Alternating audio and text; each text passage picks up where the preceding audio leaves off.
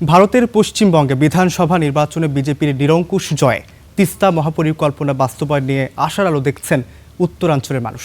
সাধারণ মানুষের ভাবনার কথা জানাতে আমাদের সঙ্গে লালমনিরহাট থেকে যুক্ত হচ্ছেন আমাদের সহকর্মী সাব্বির আহমেদ। আমরা সাব্বিরের সাথে এখন যুক্ত হতে চাই। সাব্বির, দীর্ঘদিন ধরেই তিস্তা পানি বন্টন নিয়ে অনেক কথোপকথনই হয়েছে, কি অবস্থা দেখছেন সেখানকার? এখন পর্যন্ত কি সিদ্ধান্ত নেওয়া হয়েছে, আপনার কাছে কি তথ্য আছে এখন পর্যন্ত জানাবেন আমাদের।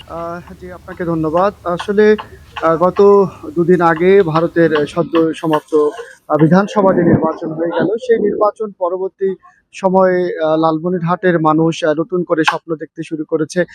আপনি জানেন যে আসলে এর আগে পশ্চিমবঙ্গের যিনি মুখ্যমন্ত্রী ছিলেন মমতা বন্দ্যোপাধ্যায়, তিনি আসলে বারবার তিস্তা মহাপরিকল্পনার বিরোধিতা করে আসছিলেন এবং তিস্তার ন্যায্য পানি বন্টনের যে বিষয়টি ছিল, সে ন্যায্য পানি বন্টন চুক্তিতেও তিনি বারবার বিরোধিতা করে আসছিলেন।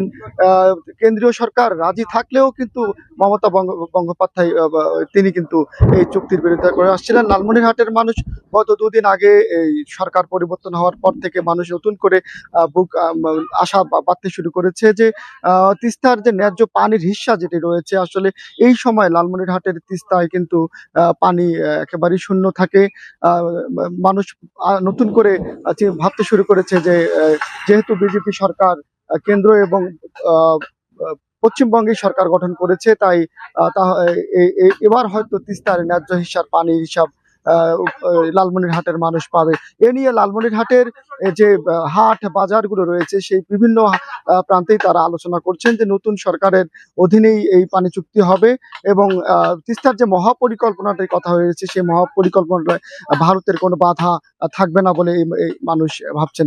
পাশাপাশি এই লালমনিরহাটে গত সরকার দুদিন আগে নির্বাচন হয়ে যাওয়ার পর লালমনিরহাটের যে সীমান্তগুলো রয়েছে, সেই সীমান্তগুলোতে দুদিন আগে ভারত বাড়তি নজরদারি করেছিল, যা আজকে আমি সীমান্তের কাছাকাছি এসেছি, দেখলাম যে তারা সীমান্তে নজরদারিটা অনেকটা শিথিল করেছে এবং গতকালকে লালমনিরহাটের বুড়িমারি সীমান্তে একটি ড্রোন উদ্ধার করা হয়েছিল।